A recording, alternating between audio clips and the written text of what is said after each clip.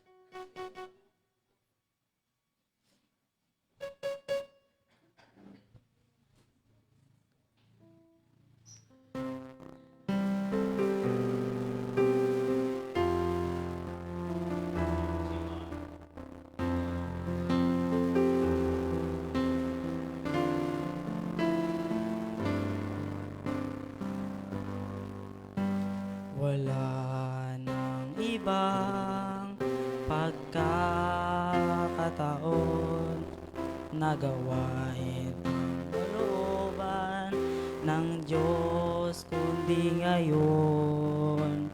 Kahapon ay napawi na, bukas ay di tiyak.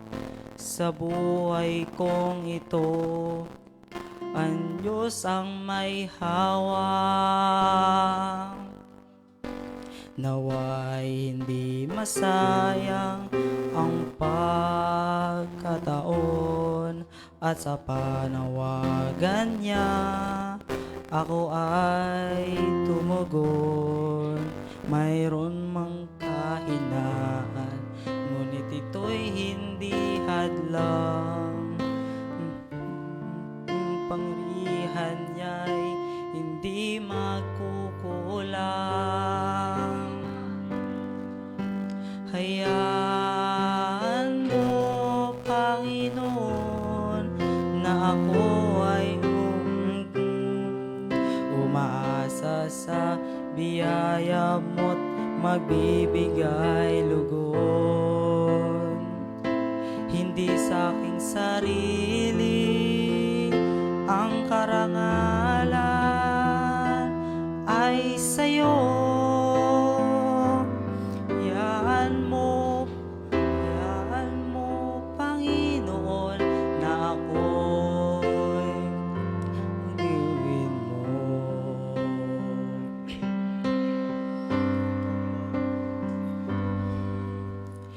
Ikaw, Jesus, ang tanging kailangan, at ang kabanalan mo'y siyang aking susundan. Linisin mo ang buhay ko't paging dapatin mo. Ako'y maglilingkod sa'yo ng buong puso. Hayaan mo, Panginoon, na ako maglilingkod, umaasa sa biyaya mo't magbibigay lugod. Hindi sa aking sarili ang karangalan, ay sa'yo. Hayaan mo, Panginoon, na ako'y gamitin mo. Hindi sa lakas nitong aking laman, ngunit sa kapangyarihan mong tangan. Ako'y narito, ang buhay ko'y sadlang. Sa bawat pagpapala mo'y ako'y maging daluyan.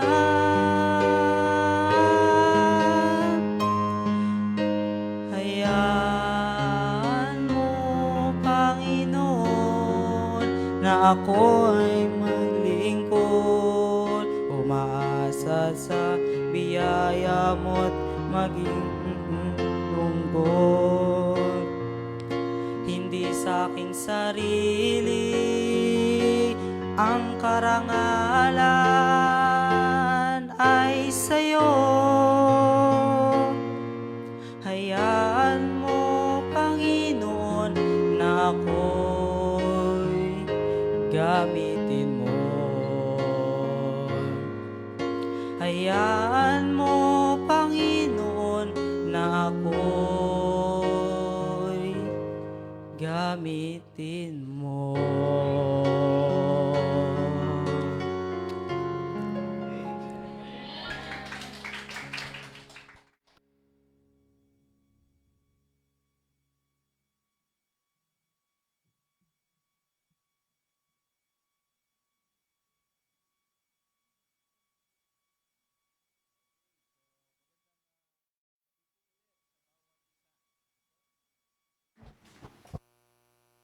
Check.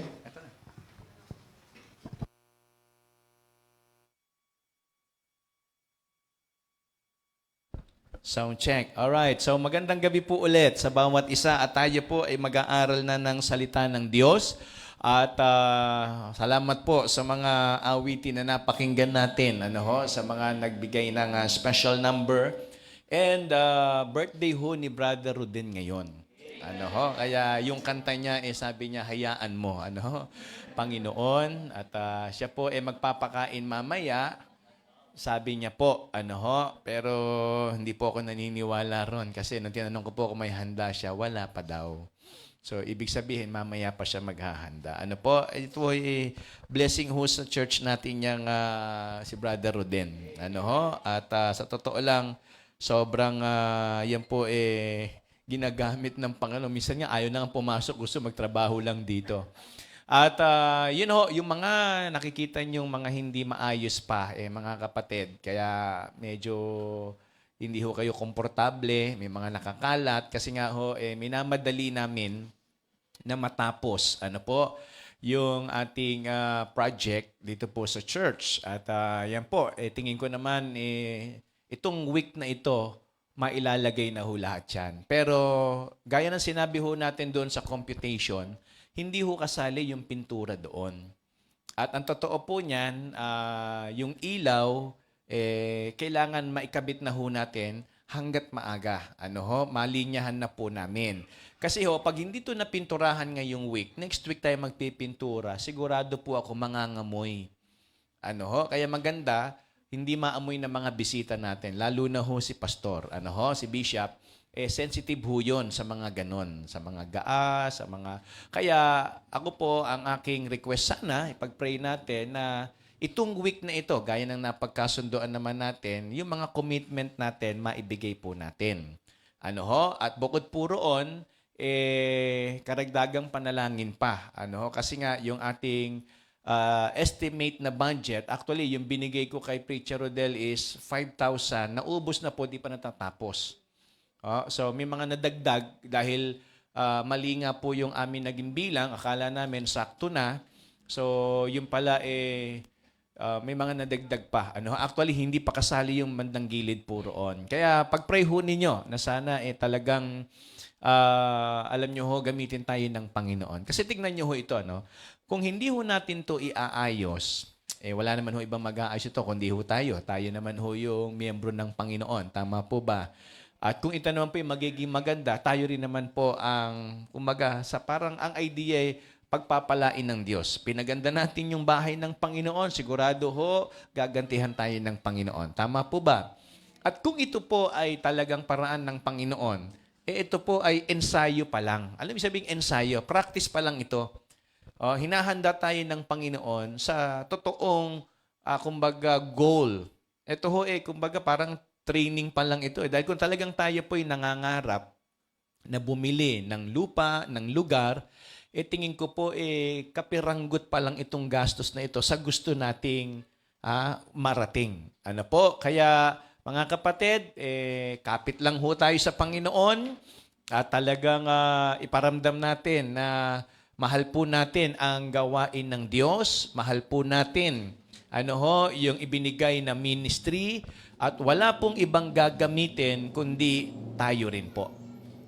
At sigurado naman po ako, pag natapos natin ito at ito'y naging kaaya-aya sa harapan ng Panginoon, tayo po ay gagantihan ng pagpapala. So ako po ay nananalangin sa Panginoon na talagang patuloy pa pong i-bless ng Diyos ito hong ministry.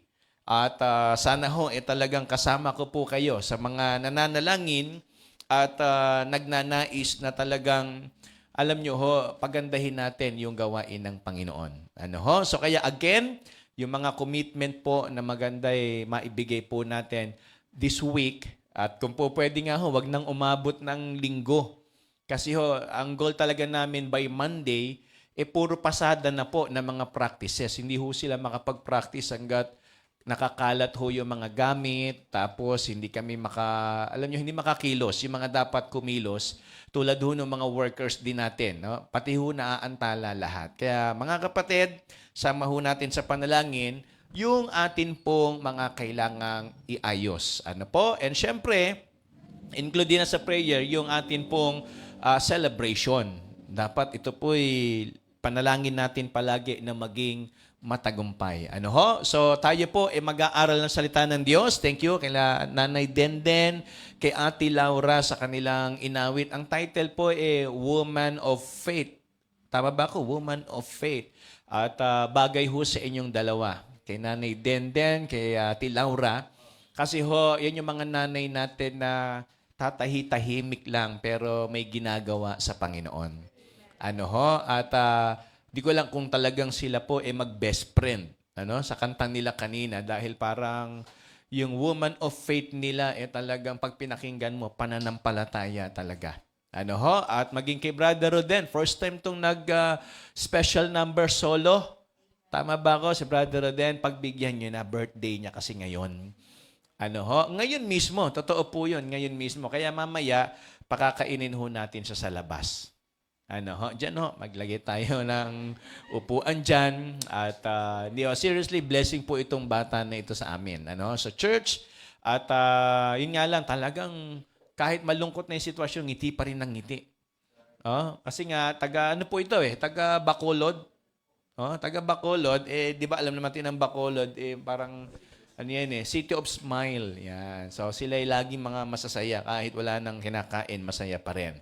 Alright, let's all stand please. And please open our Bible in the book of Romans. Romans chapter 5, verses 3 to 4. Ito po familiar passage na alam ko pong dito tayo pwedeng, kumbaga, ihanda ng Diyos. Kasi sa totoo lang, lahat ho tayo pwedeng dumaan na rito at lahat tayo pwedeng meron pa rin ganito. Pero paano natin ito matututunan na pasalamatan sa Panginoon? Kasi po, sabi ng Bible, in Romans chapter 5, verses 3 to 4, and not only so, but we glory in tribulations.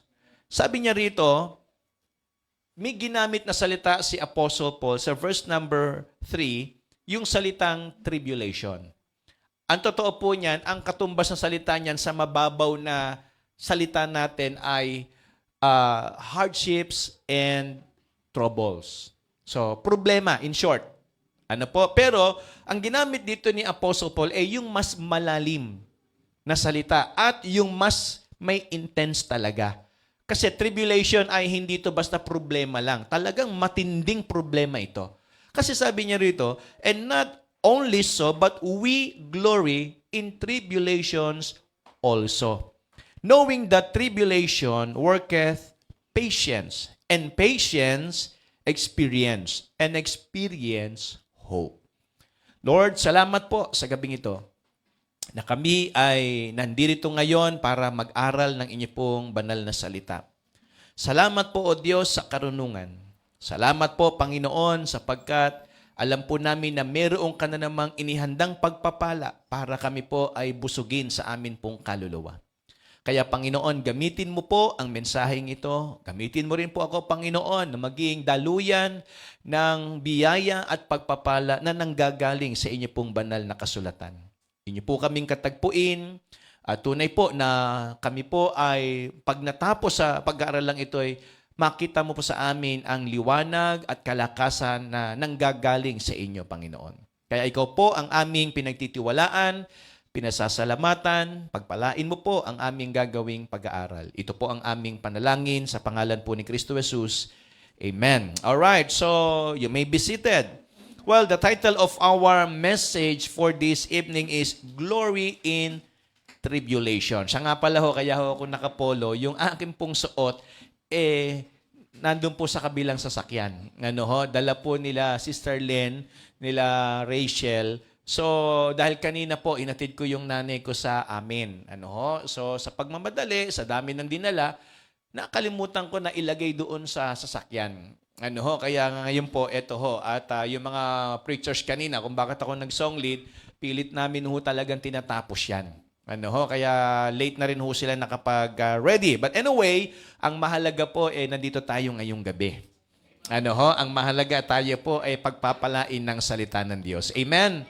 Alright, so again, glory in tribulation. As I said, sabi ni Apostle Paul, yung salitang troubles, hardships, and testings or trials in life, pinalitan niya ng mas malalim na salita at mas may, sabihin nating, intense or impact.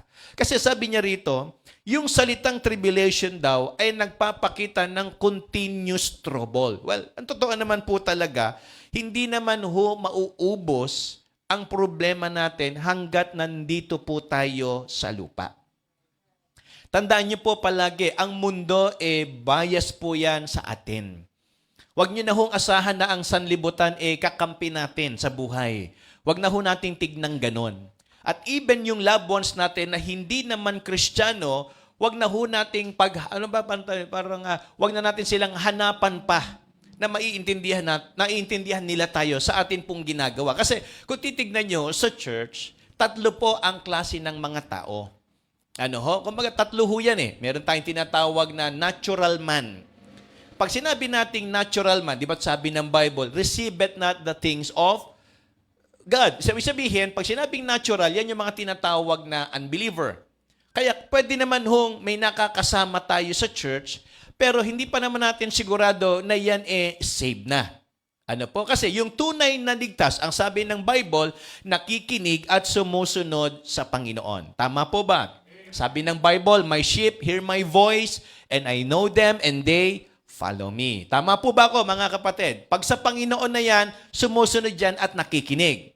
Okay, ngayon, ito po. Yung natural man, yan yung mga tinatawag nating hindi pa po Kristiyano. Mga unbeliever pa yan. Pag sinabing natural man, kaya nga hindi nila natatanggap at naiintindihan yung salita ng Diyos at maging yung kalooban ng Panginoon. Yan po yung isa. Pangalawa, carnal. Okay? Meron tinatawag na natural man, carnal, yun po yung mga Kristiyano na, pero hindi pa talaga ganong ka-espiritual. Pag sinabi natin carnal, 2 pa rin ang ibig sabihin. Meron pong tinatawag na babes in Christ, dahil kaya sila tinawag na carnal kasi nga mga bata pa sa pananampalataya. Naintindihan niyo po ba ako, mga kapatid? Yan yung mga babes in Christ, yung mga sanggol pa sa kanila pong paniniwala at pananampalataya sa Diyos. Pero yung isa namang carnal, mga kapatid, yan po yung tinatawag na matagal na pero hindi pa rin natuto. Kaya ang tawag sa kanila, mga carnal. Ang umiiral pa rin sa buhay nila, yung gusto pa rin ng laman, hindi yung gusto ng espiritu. Ayan. So yan ho yung mga tao sa loob ng church. Meron tayo nakakasamang natural man, pwede tayo may mga nakakasamang, carnal. Yan yung mga bago o kaya matagal na pero hindi pa rin nag-grow. Kaya mahalaga ho na tayo po natututo sa salita po ng Diyos. Amen? Napakahalaga po na tayo ay nakakaintindi ng kalooban ng Panginoon. At yung pangatlo, yan ho yung tinatawag na spiritual. Okay po? Malinaw po ba mga kapatid? Ano yung una? Natural. Yung pangalawa? Carnal. Yung pangatlo? Spiritual. Ito ang magandang tanong. Nasaan tayo ron sa 3? Tama po ba? Nasaan kaya tayo ron sa 3? Kasi alam nyo kung bakit. Kasi yung title po ng pag-aaral natin is Glory in Tribulation. Tignan nyo si Apostle Paul, ginamit niya yung salitang tribulation. And Paul probably, iniisip niya na ito yung kanyang kalagayan. Meron ako nabasa kanina na parang idiom na talaga na ang tingin ni Apostle Paul sa sarili niya that he is a pie in the sky. Ano yung sabihin nun? Ni-research ko, sabi ko, ano yung sabihin ng pie in the sky? Ang meaning po ng pie in the sky is something that is pleasant to contemplate but is very unlikely to be realized. Parang ganito sa Tagalog Imagine mo, paano tayo nakasurvive sa pandemic? Tama po ba mga kapatid? Para bang kung babalikan natin yung nakaraan, matindi yung pinagdaanan natin. Hindi tayo pwedeng magkasipon. Hindi tayo pwedeng ubuhin. Hindi tayo pwedeng lagnatin. Hindi tayo pwedeng magkasakit. Kasi nga, pag nagkasakit ka, nung mga panahon na yon, hindi kayang gamutin ng mga doktor at hospital na meron tayo dito sa bansa. So, kahit nga yung mga hospital, nagkakapunuan na ng mga pasyente hanggang sa, ewan ko, kung natandaan nyo, hanggang sa garahe, meron ng mga ginagamot doon sa mga parking lot. Sa sasakyan na nga mismo, doon na ino-oxygen. So imagine niyo, ganun katindi. Kaya nga kung babalikan natin, isipin natin ito, kung pag-aaralan natin sa dami ng problema na dumaan at dumating sa buhay natin, pero ang totoo niyan, ayaw nating maulit. Pero yun ang katotohanan. Mayroon tayong pinagdadaanan. Amen? So, ang totoo niyan, meron talaga tayong pagsubok na kinakaharap. Ito ang magandang challenge sa atin pong lahat. Kailan nagiging masaya at blessing yung tribulation? Kailan nangyayari na yung pagsubok at problema sa buhay natin nagiging blessing sa buhay natin? Pwede ba yun, Pastor? Di ba ang problema hanggat maaari, ayaw nga natin yan eh. Hanggat maaari, ayaw natin na mayroong kahirapan sa buhay natin. Tama po ba ako, mga kapatid? Kaya nga parang yun yung idea ni Apostle Paul na pie in the sky. Kasi nga, kung babalikan natin at titignan nating maigi yung nangyayari sa atin para tayong nandoon sa, alam niyo po, sa hurno. Alam niyo ba, sa pugon na dinadarang sa apoy na hindi mo alam kung kailan ka matatapos. Naintindihan nyo, pag kayo dumaan sa ganung problema, pakiramdam natin, kadalasan, hindi lang minsan, parang hindi na ito matatapos. Kayo ba nakaramdam ng problema na parang pakiramdam nyo, ito na yung katapusan ng buhay ko? Di ba? May mga ganyang pangyayari na parang wala na, gumuho na ang lahat. Wala na kaming pag-asa. Wala na kaming natatanaw pang mangyayaring maganda. May mga ganyang sitwasyon. Tama po? May mga ganyang sitwasyon. Pwedeng yan inakuha natin sa pagkakasakit. Pwedeng yan inakuha natin sa problema ng pamilya. Pwedeng yan inaramdaman natin sa paligid na kung ano yung nangyayari sa buhay natin. Alam nyo, pwedeng sa isang iglap, mag-iba ang ikot ng atin pong mga buhay. Alam nyo, sabi ko nga sa kapatid ko kanina, ang bata nung bayaw ko, 37 years old, yung namatay. Sabi ko, paano ka na ngayon? Meron silang 4 na anak, puro babae. Ang liliit pa. Tapos yung kapatid ko, sabi ko sa kanya, paano na kayo? Anong gagawin mo na ngayon? Sabi niya sa akin, iniisip ko pa. Hindi ko pa alam. Nag-aaralan ko pa. Sa ngayon, hindi ko pa naiintindihan yung nangyayari. So imagine niyo, nag-almusal lang nung Miyerkules, 8:00 ng umaga, kumakain, kasama yung mga anak. So bigla na lang inatake, biglang nagkasakit, and then oras lang ang binilang, binalita sa akin, patay na. So nung namatay, siyempre, isipin mo, hindi, nandyan lang yan. Kasama ko pa, hindi, nasa labas lang ng bahay. Wala na eh. Ang totoo, nagbago na ang ikot ng kanilang buhay. Sigurado po ako, mag-iiba at mag-iiba ang sitwasyon natin kapag dumating yung problema. Ang tanong, paano ito magiging masaya at blessing sa buhay natin pong lahat? Number 1, ito ho ang nakita ko. Kung paano nasabi ni Apostle Paul na there is glory in tribulation. Kasi parang sinasabi niya, huwag nyo lang tignan na ang problema ay problema. Tignan nyo rin na paraan niya ng Diyos kung paano niya tayo tuturuan at kung paano niya tayo palalakasin. Okay? Number 1, if you know the plan of God. Pwedeng maging blessing yung ating pinagdadaanan kung alam mo yung plano ng Diyos para sa iyo.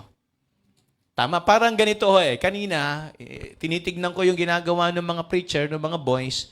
Bago ho ito magawa, sa totoo lang, iniisip ko, ano ang gagawin namin dito? Anong design ang gagawin namin sa Kisame? Paano namin to gagawin? Ano yung gagamiting materyales? Paano mabubuo yan? Alam nyo ho, kasama namin si Brother Ronnie nung sinimulan ho ito. Okay? Para lang alam po ninyo. Ang challenging dito, hindi yung design. Ang challenging dito, paano namin sisimulan? Alam nyo, nasisimula rito, dinidrill nila yung pader. Yung pinakakabitan ng mga metal paring. Okay? Yung frame. So, habang dinidrill nila, ang challenge puro on, beam yung binubutas namin. Beam. Alam niyo po isabihin ng beam? Yung pinakabiga na solid na simento, bato, bakal. So, bawat nakailang bala kami ng barena, napupudpod, nababali, hanggang sa pati yung barena namin, parang sumusuko na, dumudulas na yung bala doon sa barena. Sabi ko, ito ang hirap dito. along the way, hindi mo alam kung ano ang mangyayari. Tama po ba ako? So, pero kung ikaw, alam mo ang purpose, alam mo yung plano dito, at alam mong kaya nating butasin yan, basta tama yung gamit mo, kumpleto ka sa mga materyales, magagawa mo yan, hindi ka matatakot na gawin. Tama po ba ako? Kasi alam mo naman yung ginagawa mo, kasama sa plano. Talagang mahirap butasin yung mga bato. Ang titigas niyan eh. Tama po ba? Hello po. Pero may tamang paraan. Ginawa nila ngayon, sabi ni Brother Ronnie, huwag muna natin butasin ng malaki. Simulan muna natin ng maliit. Bumutas muna tayo ng maliit. Pag nabutas ng maliit, tsaka natin banata ng malaki. Ayun, nadali. Tama po, mga kapatid? Hello po. So, tayo, para maintindihan natin na yung ating nararanasan ngayon, kung may problema man, kung present, itong tribulation sa buhay natin, kung present, yung problem sa buhay natin, maganda, alamin natin, ano ba ang plano ng Diyos dito? Siguro natanong ni Brother, ano ba gusto ni Pastor gawin dito sa pader na to? Ano ba gustong gawin ni Pastor sa kisame? Wala silang alam lahat eh. Tama? Hindi nila alam kung ano gagawin. Ako lang ang nakakalam. Sabi ko, sige, basta butasin nyo yan, ikabit nyo to, ganito gagawin natin. Nung nalaman nila yung plano, ganun pala. Kaya kahit nahihirapan sila, tuloy ang laban. Tama po? At nung nakita naman namin, lumabas na yung itsura, napawaw kami. Tama po ba? Kaya kung nahihirapan tayo ngayon, dala ng challenges, dala ng hirap, alamin niyo muna plano. Ano ba plano ng Diyos na nangyayari sa buhay ko ngayon? Okay. Sabi po ng Jeremiah chapter 29 verse number 11, "For I know the thoughts that I think toward you." Listen, "For I know the plans." Sa ibang version, ang sabi ng thoughts dyan is plan. Okay? Sabi ng verse number 11, "For I know the plans, for I know the thoughts that I think toward you." Sinong nag-iisip nito? Ang Diyos. Tama po? Sino ang may plano nito? Ang Diyos. Sino ba ang Diyos natin? Yung lumikha ng langit at ng lupa. Ang Diyos na gumawa sa atin pong lahat. Tama po ba? At tignan nyo yung itsura natin, kung gaano katalino ang Panginoon.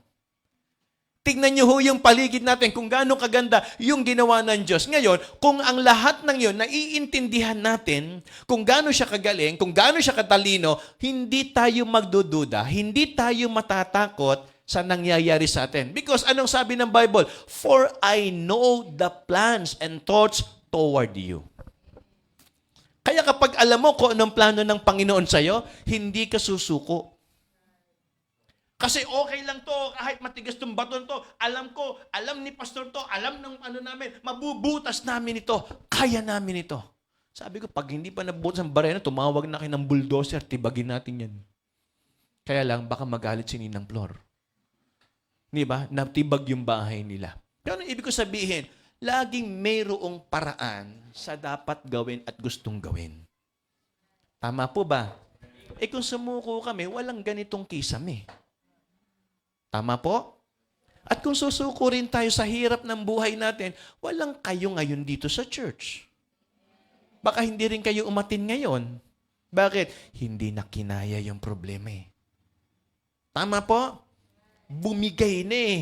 Kumabyos na, lumuwag na, ika nga nung iba.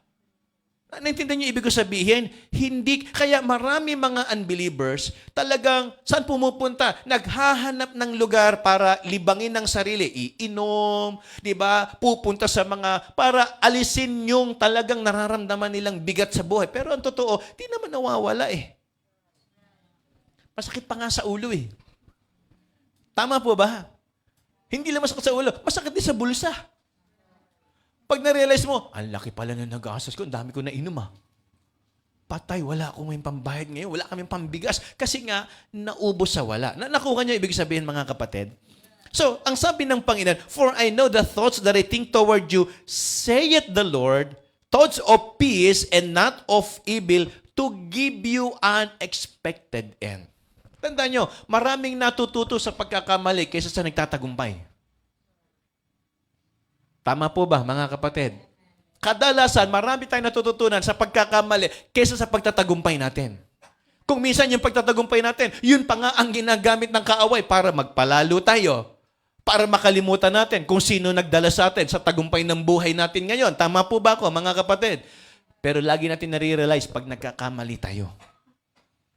Hindi ko na ito uulitin. Buti na lang natuto na ako. Tama po ba, mga kapatid? Pero pag tayo nasa tagumpay ng buhay natin, ang nakikita lang natin yung success. Pero yung learning nun, bihirang-bihira na natututunan ng iba. Tama po, mga kapatid. Kaya ano sabi ng Panginoon? For I know the thoughts that I think toward you, saith the Lord. Kapag alam mo ang plano ng Diyos sa buhay mo, kahit anong nangyayari, hindi ka susuko. Amen? Kayo nga mga nanay na nandito. Walang tatay mga nanay. Sa palagay niyo po ba, yung mga anak ninyo, lahat ng gusto niyo, naiintindihan nila? Sige nga po, sagutin niyo nga yung tanong ko, lahat ba ng gusto ninyo, naiintindihan ng mga anak natin? O baka madalas, hindi nila tayo nauunawaan? Pero nasa isip natin, nasa puso natin yun, tama? May gusto kaming marating kayo. May plano kami para sa inyo. Kaya lang yung mga anak natin, parang hindi mo alam kung naniniwala ba sa'yo o hindi. O kaya baka may sarili silang plano at gusto sa buhay nila. But sabi ng Bible, pwedeng kami mga magulang magkamali. Pwedeng kami mga magulang, sa gusto namin sa inyo, pwedeng hindi nyo talaga magustuhan. Pero ang sabi ng Bible, for I know the thoughts that I think toward you, saith the Lord. Kaya kung kilala mo ang Panginoon mo, hindi mo siya pagdududahan. Kung alam mo yung kaya niyang gawin, hindi ka magdadalawang isip. Bakit? Magaling ang Diyos ko Tama po ba ako? Mga nanay na nandito, kailangan pa ba nating patunayan sa mga anak natin na maganda ang plano at intensyon natin sa kanila? Hindi na kailangan. Bakit? Nanay tayo Ay, kayo pala Tatay ako Tama po ba? Kailangan bang patunay sa anak ko, anak, maganda ang plano ko sa iyo? Hindi, tatay mo ko Tama po ba? Mga nanay, kailangan niyo po picturean mo nga ako, ito yung plano ko, gumagawa ako ng pangarap ko sa, picturean mo ko, isa-selfie ko lang para maniwala siya. Hindi na kailangan yun, nanay mo yan Kung ang nanay mo matino, hindi yan mag-iisip ng masama. Mga anak na nandito, tama ba ko? Hello? Yung mga kabataan, kadalasan, marirealize lang natin itong kalagayan ng nanay at tatay kapag nandun na. Pag sila na ang nanay at sila na ang tatay, yung meron silang karga-karga. Tama? Ganito pala kahirap, yung gigising ka ng madaling araw, ang sarap ng tulog mo. Tapos bigla kang iiyakan ng anak mo. Ayun, it's either kung di gutom o basa yung, ano ba yung tawag doon? Yung diaper. O kaya baka nalaglag na sa papag, hindi pa alam, di ba? Ano yung sabihin? Nare-realize na lang natin yan kapag nandoon na tayo. Kaya masasabi natin, ay, kaya pala sabi ng nanay ko noon, kaya pala sabi ng tatay ko noon, magsumikap ka, mag-aral ka mabuti. Kasi nga, ito palang magiging kalagayan ko. Tama po ba ako, mga kapatid? So, para masabi natin na yung problema sa buhay natin ay maging blessing, alamin natin ano ba ang plano ng Diyos sa atin. Amen? Kaya ba ako inuutusan ng nanay ko? Gusto niya akong pahirapan? Kaya ba ako inuutusan ng nanay ko? Pinagtatrabaho sa bahay para ako ay gawing katulong? Sa tingin nyo, ganun ba talaga yun? Hindi naman Ewan ko po Ang intindi ko, hindi ganun. Ang intindi ko ron, tinuturuan tayo. Para wag naman tayong mangyaring walang alam sa buhay. Diba? Ang hirap naman, alam mo lang kumain. Ni magligpit ng kinainan, hindi mo alam. Tama ba ako? Hindi ko sinasabing dapat maging kagaya namin kayo kung paano kami pinalaki noon. Malayong-malayo na, milya-milya na distansya natin. Hindi nyo talaga maintindihan yung kung paano kami pinalaki noon. Ang punto lang natin, hindi maganda sa buhay ng isang tao na wala tayong alam. Naintindihan po ninyo, okay lang sana yun kung yung anak ko talagang sub-sub sa pag-aaral kahit walang ginagawa sa bahay, talagang pag nagtapos naman cum laude, valedictorian. Sana kung ganon, paano kung hindi na ganon? Hindi na nga nagtumulong sa bahay, hindi pa naging ganon, naku po. Sino ang kawawa? Hindi yung magulang, ang kawawa ikaw.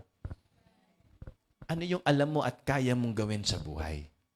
So naniniwala ako, hindi ho tayo pinadadaan ng Diyos sa problema para mahirapan lang. Naniniwala po ako, kaya yan pinapayagan ng Diyos, kasama yan sa plano niya sa buhay natin. Okay? Anong sabi ng Psalm chapter 37, verse number 23? The steps of a good man are ordered by the Lord. Kanina, sabi ng Bible, for I know the thoughts. Kung may Bible kayo, guhitan nyo yan. Kasi, nagpapakita yan ng plano at kagustuhan ng Diyos para sa atin. In verse number 23 ng Psalm chapter 37, the steps of a good man, yung salita namang ordered by the Lord. Kanina, I know the thoughts. Okay? Alam ng Panginoon yung magandang plano para sa atin. Tama po? Nainiwala ba kayo ang Diyos natin, all-knowing God? Pag sinabi nating all-knowing, alam niya ang lahat. Tama? Alam niya at naiintindihan niya ang lahat ng nangyayari. Sabi ng verse number 23, the steps of a good man are ordered by the Lord, and He delighted in His own way.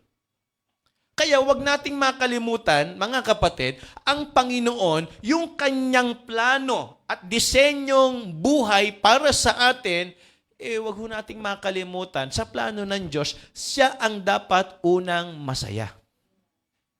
Hindi naman ho tayo nilikha para maging masaya tayo eh. Nilikha tayo para maging masaya yung lumikha. Tama po?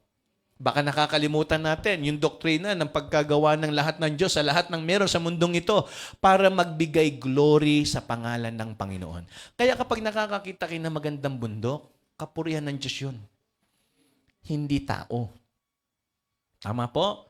Pag nakakakita kayo ng malinis at maayos na dagat, hindi ho sa tao yun. Kapurihan yun ng Diyos. Ipalinis man ni mayor yan, ipalinis man ni governor yan, Panginoon pa rin ang merong kinalaman dyan. Kaya maganda yung dagat na yan. Hello po. I-develop man yan ng mga, sabihin nating developer at gawing beach resort, Panginoon pa rin. Hindi sila. Tama? Nakinabang lang ang tao sa magandang ginawa ng Diyos. Hello po. Tama po ba mga kapatid? Kaya ang sabi ng Bible, the steps of a good man are ordered by the Lord and He delighted in His ways. And then, Psalm chapter 40 verse number 2, He brought me up also out of an horrible pit, out of the miry clay, and set my feet upon a rock, and established my goings. Kanina, ordered by the Lord. And then in verse number 2 sa Psalm chapter 40, established my goings. So ibig sabihin, alin man doon sa mga talata na yon, yung direksyon ng buhay natin, tandaan nyo palagi, ang Diyos lumikha, laging may dahilan. Ang Diyos na gumawa ng langit at ng lupa, laging merong plano. Ang totoo niyan, ang sumisira lang tao. Tama po? Hindi naman plano ng Diyos na sirain ang langit at ang lupa. Pero kailangan niyang gawin kasi nga sinira na ng tao. Nakurap ika nga. Ano ho? So yun ang sabi ho ng Bible. Ngayon, ang sabi ng verse number 2, and established my goings. Kaya nga, para maging blessing sa atin, yung atin pong dinadalang pagsubok, alamin natin ano ba ang plano ng Diyos. Tama po? Kasi pag hindi natin alam ang plano ng Diyos, susuko tayo. Bakit? Hindi natin alam bakit tayo nahihirapan eh. Hindi natin alam bakit tayo napapagod. Hindi natin alam bakit tayo nasasaktan. Hindi natin alam, di ba nandyan naman ng Panginoon? Nakikita niya tayo. Di ba mahal tayo ng Diyos? Tama po ba ako, mga kapatid? Mahal tayo ng Diyos. Naniniwala ba kayo ron? Mahal tayo ng Diyos?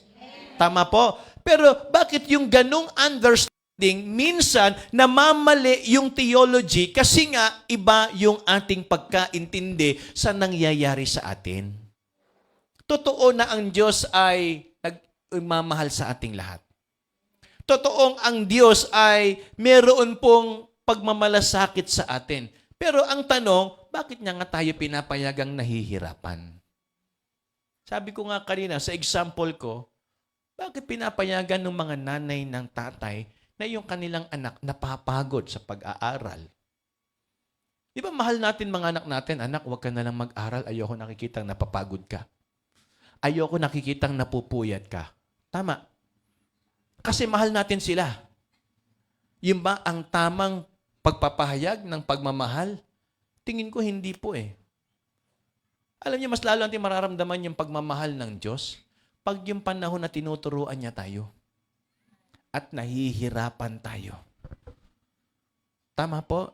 Sabi ko nga nung si Rachel, nung bata yan, ayaw na ayaw niyang umabsent sa school. O, totoo po yun. May sakit na. May time na nga na namumula na yung ganito niya sa lagnat, sa taas ng lagnat, yung parang ibabaw nung bibig niya dito. Namumula na yan, tapos pulang-pula yung muka. Ayaw umabsent nung bata. Pero ngayong college, hindi ko alam kung naka-join sila ngayon. Tanungin ko kayo, mga young people, pag umulan, ano iisipin nyo? Wala nga lang kayo makitang jeep. Welga ba? Strike ba? Naku, mukhang madilim ang langit. Basa ang blackboard. Walang chok si ma'am. Ano ibig sabihin? Di ba parang kung titignan natin, i-define natin yung hirap. Hindi ho lahat ng hirap kasi dapat inaayawan eh. May hirap sa pag-aaral at pag nakatapos, ang sarap naman. Tama. May hirap sa pagluluto, pero pag natapos naman, masarap. Tama po ba? May hirap sa ginagawa, pero pag nakita niya naman natapos, mapapawaw ka naman. Tama po ba?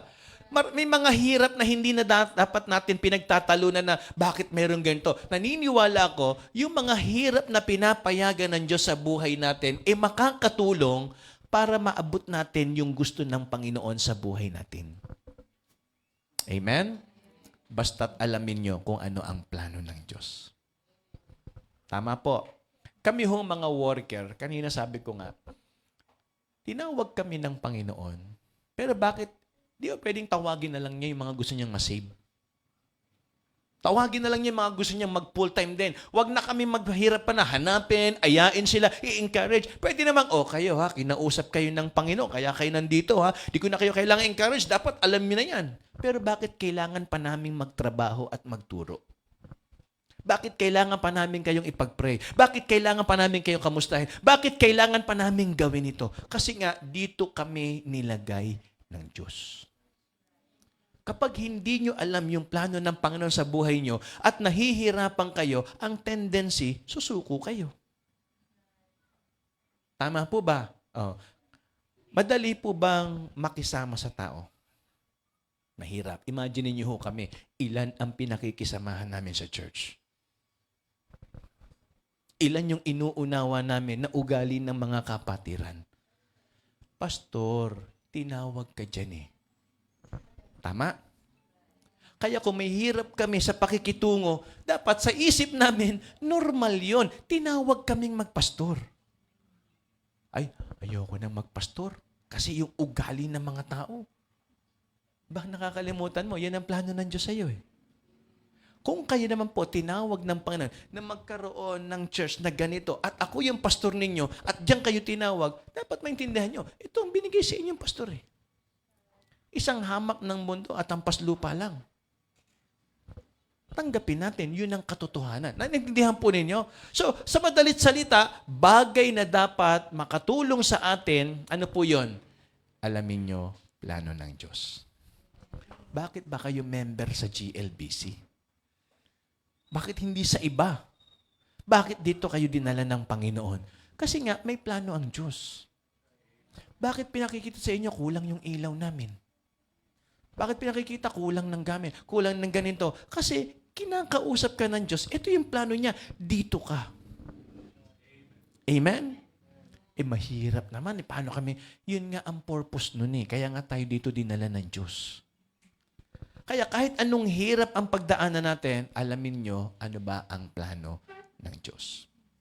Madali bang magtayo ng bridge? Alam niyo po ba, matagal ko na naririnig yung plano ng gobyerno na mula Matnog, patawid ng Samar, gagawa raw ng tulay. Okay? Nangyari ho yan sa Cebu. Ginawa ng Cebu yan, yung CCLEX na tinatawag. Sabi ko, Paano kaya gagawin yan? Dagat yan. Mga kapatid, may nagawa ang tao. Instead na ilagay sa ilalim yung tukod, inilagay sa ibabaw. Tama? Para hindi na maglatag sa ilalim. So, gumawa sila ng beam at kable na magiging parang boom sa taas na siyang mag-aangat ng mga tulay. So, ano ibig sabihin? May paraan eh. Kaya lang, ang challenging doon, paano nila gagawin? Tama po? Pero dahil nasa plano at nakalagay sa plano, sa ganitong petsa, matatapos yan, ibig sabihin, may paraan.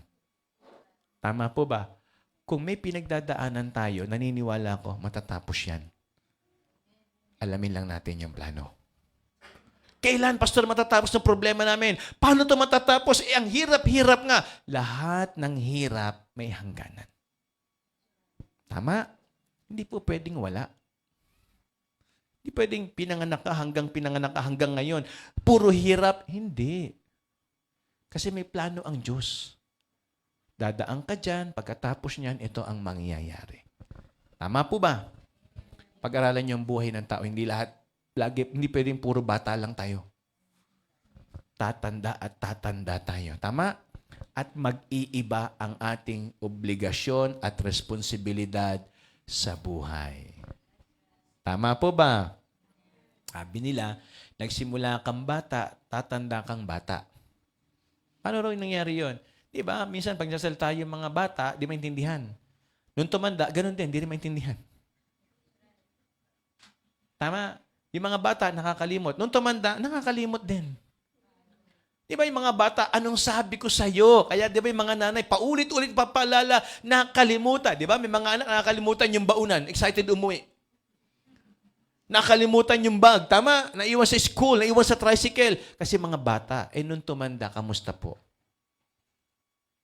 Diba? Nakakalimot din. Bumabalik ulit. Kaya nga, kapag nasa 80 years old na, hindi na pwedeng magkaanak.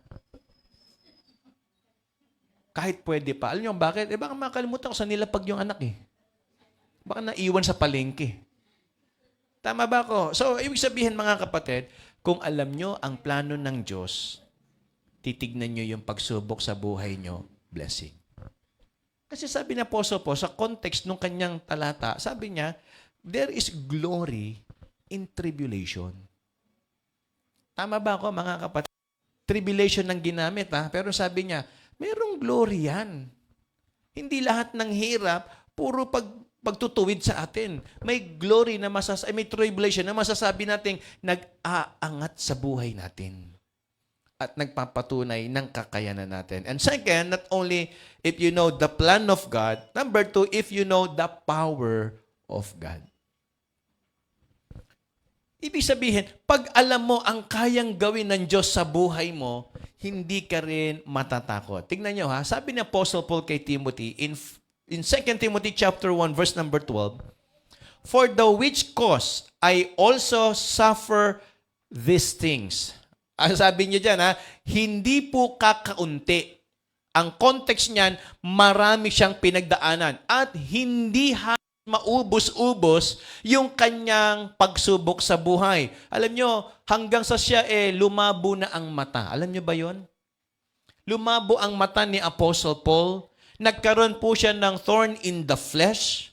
Okay? Nung Bible school student kami, pina-research sa amin yan, ano raw ba yung thorn in the flesh? Well, wala kaming mahanap kasi hindi naman kagaya nung panahon ngayon na meron na tayo mga, di ba, mas-search sa internet. Noon wala. Libro, ilan lang ang libro meron noon. So, tinuring namin yan, sagot namin, cancer. Sagot namin, baka cancer po yan, pastor. Kasi thorn in the flesh, walang solusyon eh. Si Pablo, nagbibigay siya ng, para bang, ano man tawag doon, nagsasuggest siya ng, pagmasakit ng stomach, di ba? Drink a little wine. So, gumagamit siya ng mga herbal. Pero bakit pagdating sa sakit niya, wala siyang mailagay. Wala siyang maisip na panggamot. Tanging manalangin lang sa Panginoon. Naintindihan po ninyo. Pero ganun pa man, ang sagot ng Panginoon sa kanya, hindi medicine. Ang sagot sa kanya ng Panginoon, my grace is sufficient for you. Okay? Yan ang sabi ng Bible. So, ang sabi niya rito, for the which cause I also suffer these things, nevertheless, I am not ashamed, for I know whom I have believed. Kilala niyo po ba ang dahilan ng inyong pagpunta rito? Kilala niyo po ba kung sino ang pinupuntahan niyo rito?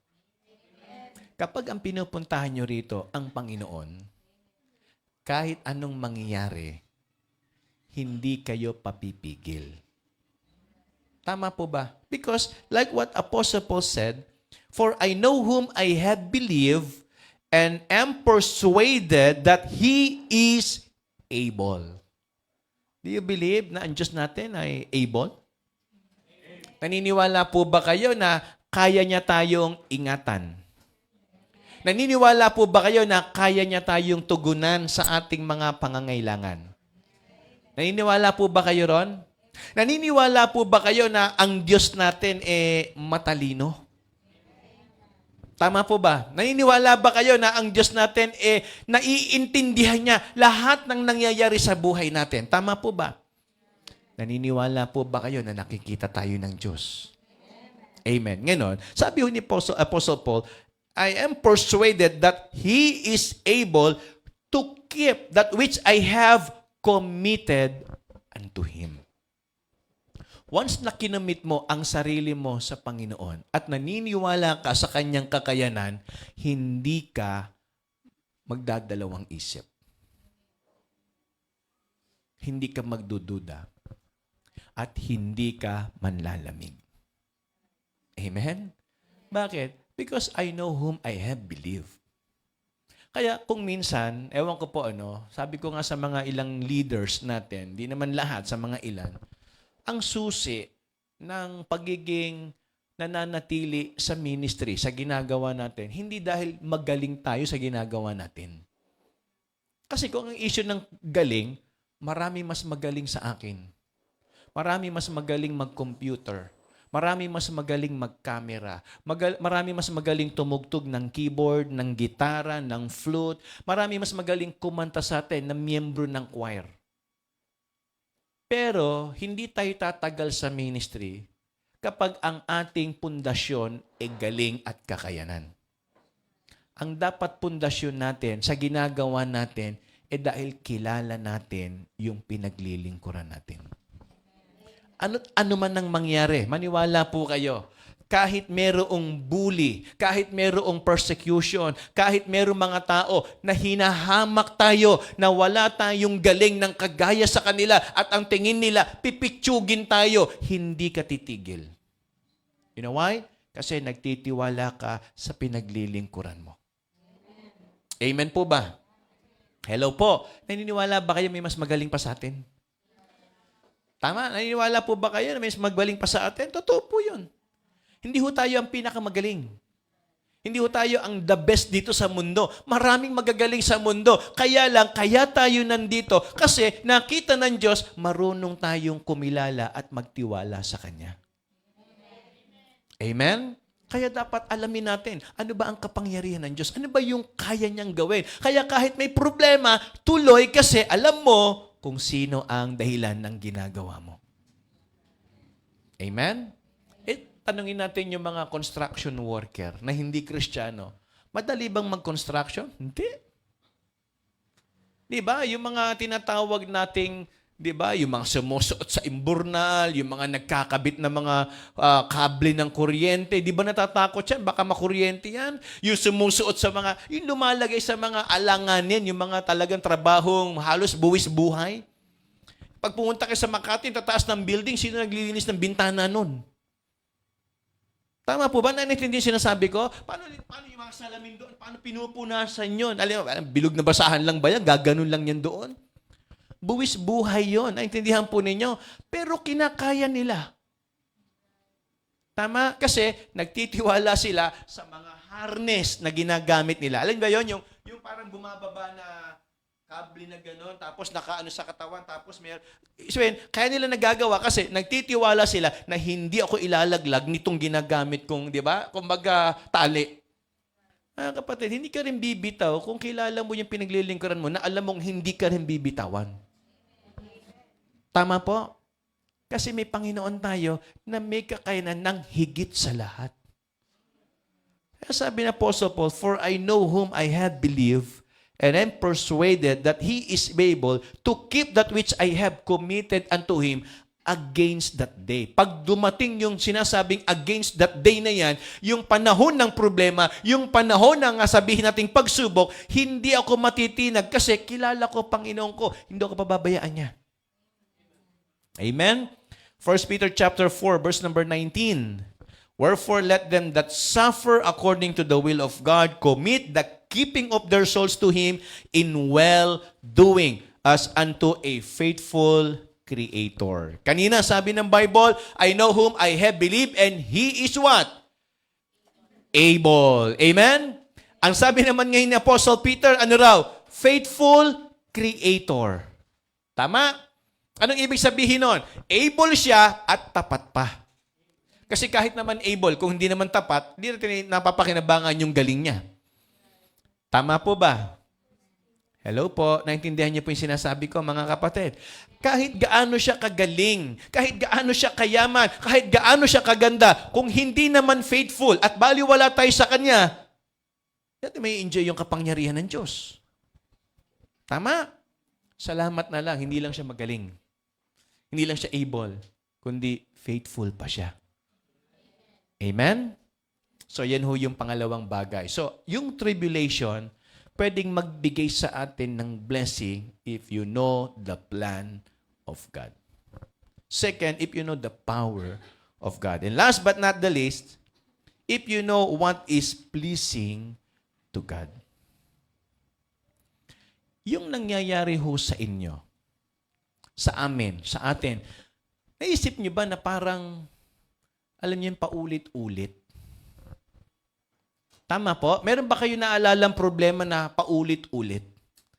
Nangyari na ito, naulit na naman. Meron na naman ganito, nangyari na naman. Kasi nga, yung dahilan kung bakit tayo ginawa, ito ang dapat nating maintindihan. Sabi ng Colossians chapter 1, verse number 16, For by Him were all things created, that are in heaven and that are in earth, visible and invisible, whether there be thrones or dominions or principalities or powers, all things were created by Him.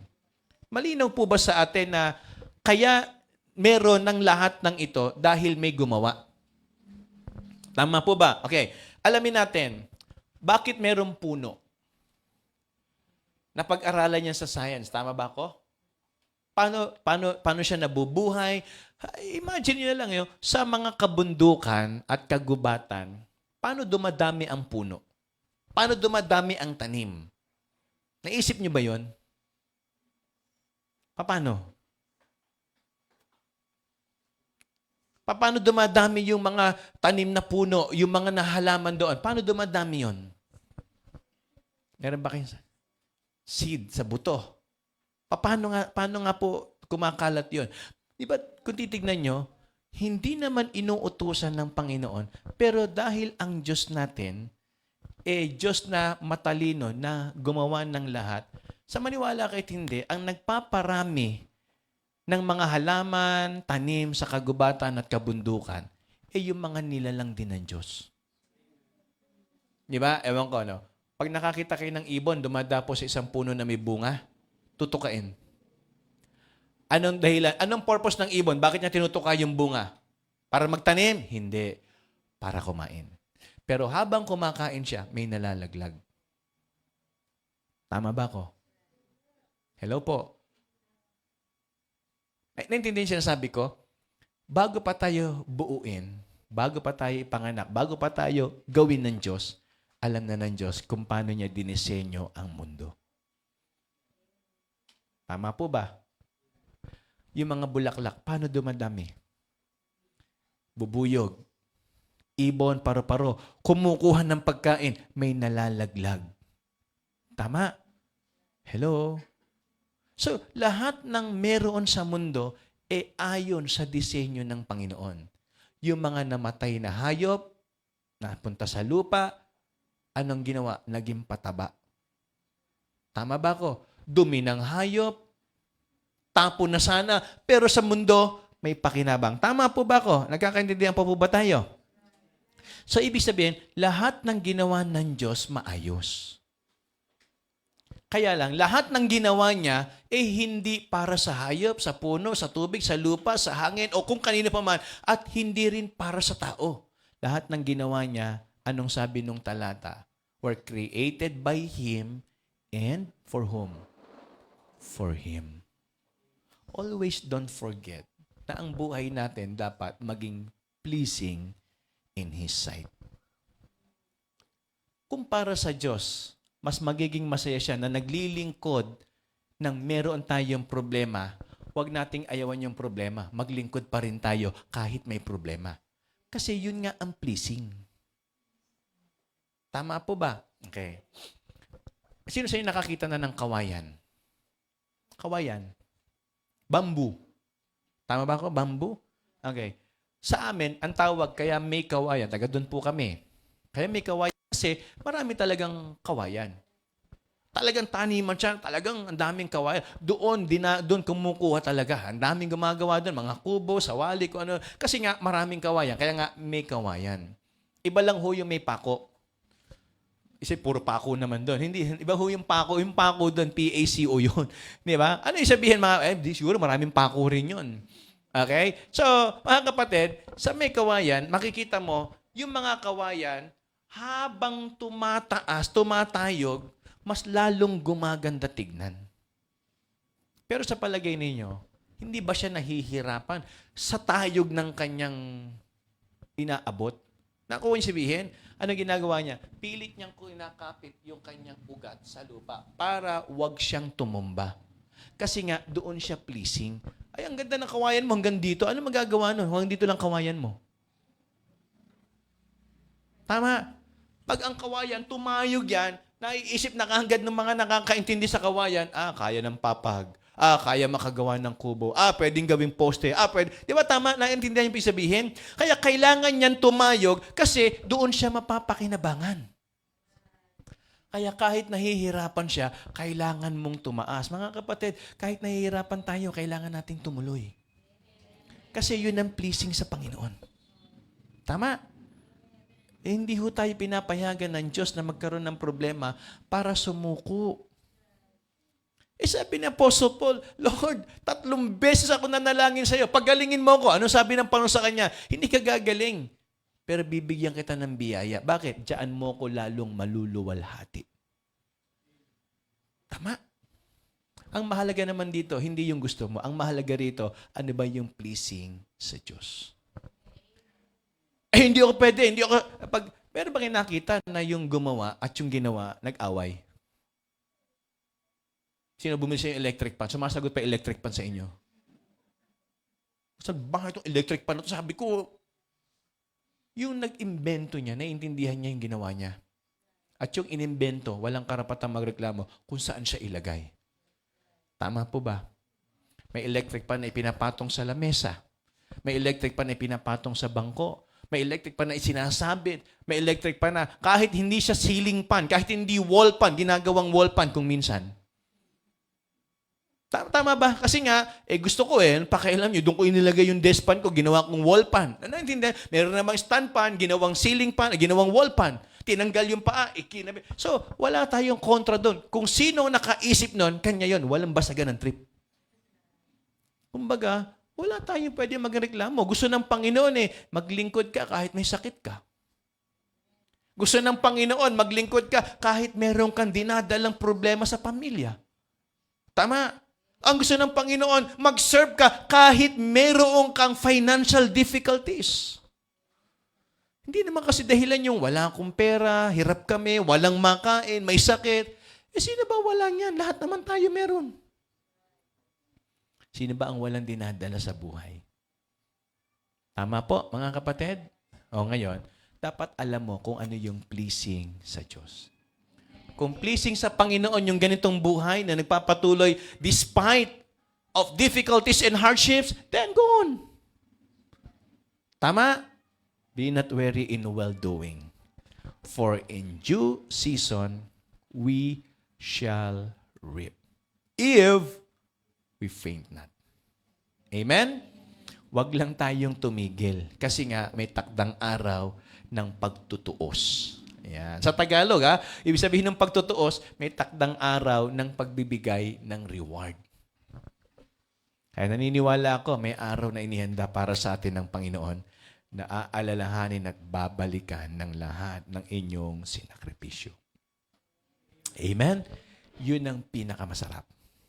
Sabi nga ng John chapter 1 verse number 3, all things were made by Him, and without Him was not anything made that was made. Tama? Naniniwala ba kayo? Kung wala siya, wala tayo? Kung hindi siya lumikha ng tao, wala tayo rito. Tama po ba? Salamat na lang nilikha tayo ng Diyos. At kung ano man ang gusto niya sa atin, wala tayong magagawa sapagkat nilikha lamang tayo. Kailangan tayong sumunod sa gumawa sa atin. At para po sa ating paglulundo, sabi po ng Psalm chapter 18 verse number 30, as for God, His ways perfect, the word of the Lord is tried, He is a buckler to all those that trust in Him. Pwede ba ako humiling sa inyo? Basahin niyo po yung verse number 30 sabay-sabay. And please, try to understand ang ibig sabihin nitong talatang ito. Sabay-sabay po kayo, begin.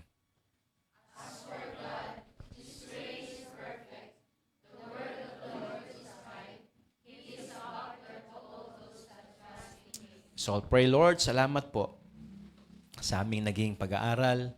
Salamat po sa pagtuturo mo sa amin kung paano dapat naming harapin at pasalamatan kung ano man ang aming kalagayan o pinagdadaanan sa amin pong mga buhay. Marahil may iba po sa amin, di naiintindihan bakit kami may pagsubok. Yung iba may mga katanungan, bakit kami nahihirapan sa buhay.